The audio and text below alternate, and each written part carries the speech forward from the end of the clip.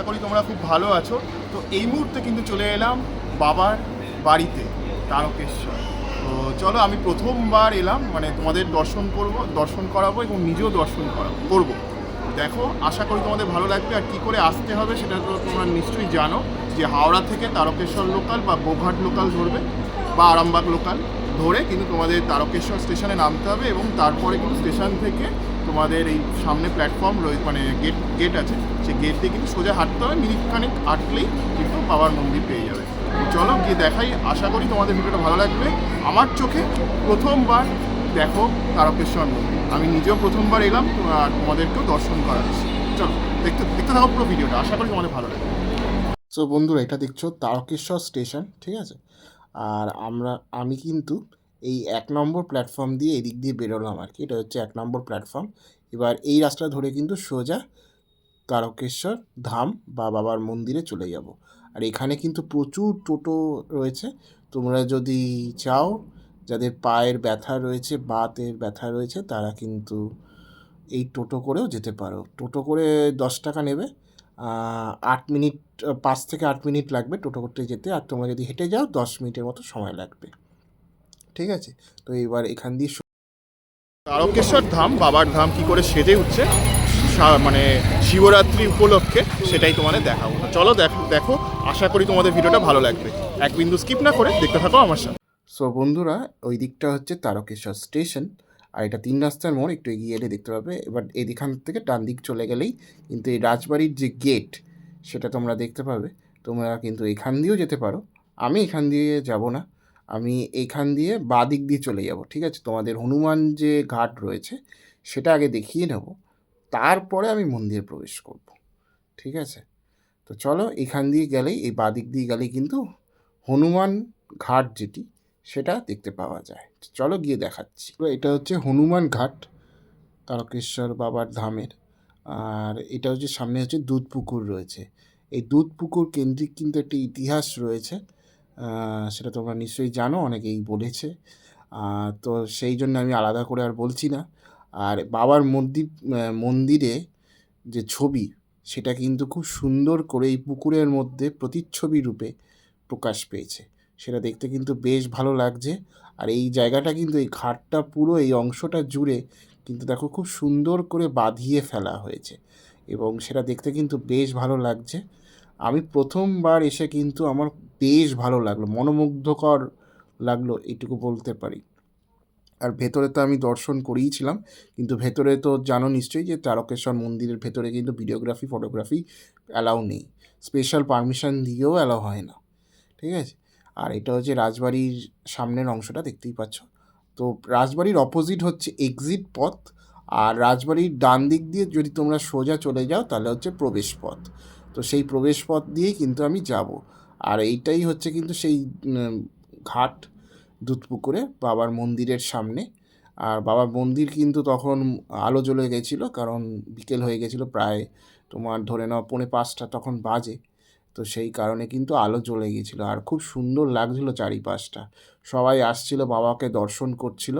তো আমিও কিন্তু দর্শন করলাম বাবার এই মন্দিরে। আমার তো বেশ ভালো লাগলো, আশা করি তোমাদেরও ভালো লেগেছে এই অংশটায়। খুব সুন্দরভাবে কিন্তু চারিদিকটা সাজিয়ে তোলা হচ্ছে। আর এখন তো সবে মানে সাজানোর কাজ চলছে। আস্তে আস্তে কিন্তু খুব সুন্দর করে সাজিয়ে তোলা হবে, এইটুকু তো বলতেই পারি। আর বন্ধুরা, এটা দেখছো পার্কিং এরিয়া। এখানে কিন্তু বিভিন্ন সিজনে বিভিন্ন রকম দাম রয়েছে, তাই আমি দামগুলো বললাম। এবার বাবার মন্দিরে আস্তে আস্তে প্রবেশ করছি। আর এখানে ঢোকার মুহূর্তে কিন্তু একটা বেশ সুন্দর স্ট্যাচু রয়েছে। আর এখানে কিন্তু বিভিন্ন রকমের ডালা রয়েছে, যেমন 50 টাকা, 51 টাকা, 100 টাকা, 101 টাকা, 401 টাকা, 501 টাকা, এরকম বিভিন্ন রেঞ্জের কিন্তু ডালা রয়েছে, এবং পুরোহিত দক্ষিণা কিন্তু আলাদা। গর্ভগৃহের বাবার যে শিবলিঙ্গ, সেটাকে কিন্তু এরকমই দেখতে হয়, সেটাই তোমরা দেখতে পাচ্ছ কিন্তু। তো বেশ সুন্দর লাগে। তো বন্ধুরা, অবশেষে কিন্তু চলে এলাম বাবা তারকনাথের মন্দিরে, যেটা তারকেশ্বরে রয়েছে। তো আমি ফার্স্ট টাইম এলাম, কেমন লাগলো তোমাদের অবশ্যই কিন্তু জানিও। আর বেশ ভালো কিন্তু মন্দিরটা সাজানোর কাজ চলছে। সামনে তো শিবরাত্রি রয়েছে, তো শিবরাত্রির আগে কিন্তু বেশ সুন্দর করে বাবার মন্দিরকে সাজিয়ে তোলা হচ্ছে, সেটা দেখে বেশ ভালো মতোই কিন্তু বোঝা গেল।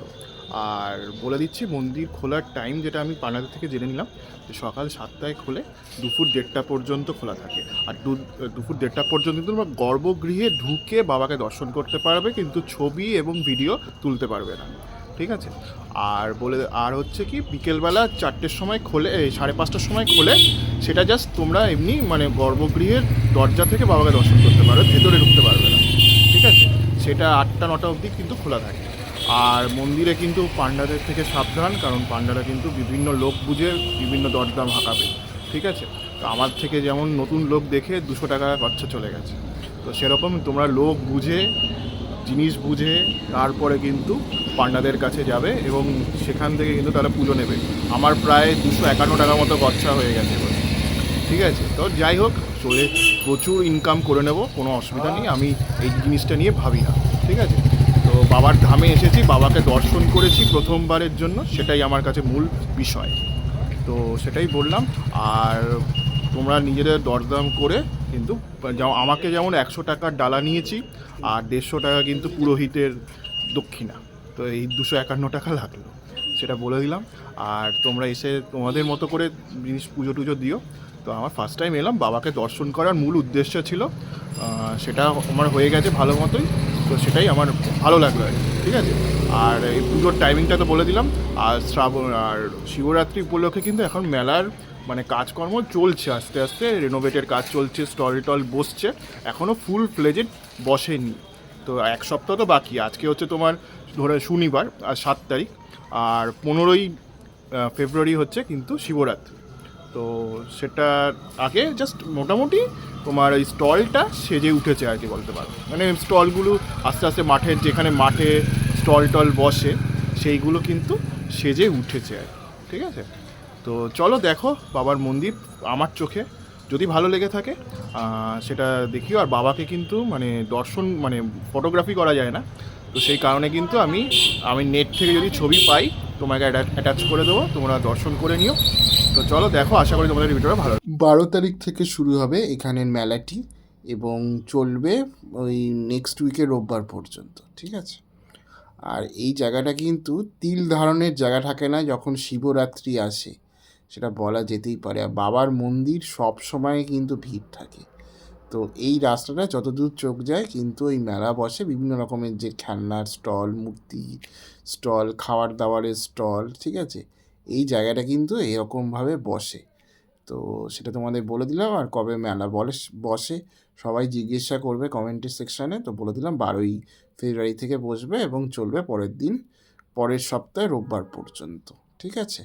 তো দেখো কেমন লাগলো জানিও। এবার এই গোঘাট থেকে কিন্তু আমার ট্রেন চলে এসেছে, হাওড়ার 7টার ট্রেন, দেখতেই পাচ্ছ। এটা চড়েই কিন্তু আমি হাওড়া চলে যাব। তো টাটা, কেমন লাগলো তোমাদের বলো কিন্তু।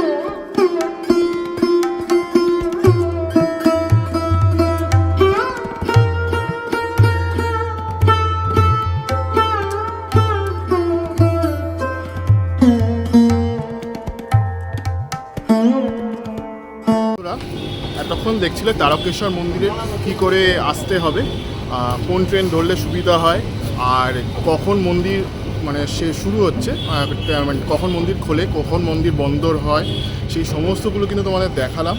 আর শিবরাত্রি মেলা কবে থেকে শুরু হচ্ছে, কি করে তোমরা গাড়ি পার্কিং করবে, সব তথ্য কিন্তু এই ভিডিওটার মধ্যে রয়েছে। তোমরা দেখো, আশা করি তোমাদের ভিডিওটা ভালো লাগবে। তো চলো ভিডিওটা শেষ করছি আজকে এখান থেকে, এই তারকেশ্বর স্টেশন থেকে। আমার ফার্স্ট টাইম দর্শন করলাম বাবার এই মহাধামকে, আমার কিন্তু খুব সুন্দর লাগলো। ফার্স্ট টাইম এক্সপিরিয়েন্স যদি বলো তাহলে কিন্তু আমার খুবই ভালো লেগেছে, ঠিক আছে? তো চলো আমি ভিডিওটা শেষ করছি। যদি ভালো লেগে থাকে তাহলে অবশ্যই কিন্তু লিখে জানিও। তো আমি সিদ্ধার্থ, আজকের মতো ভিডিওটা এই তারকেশ্বর ধাম থেকে বিদায় জানালাম। টাটা।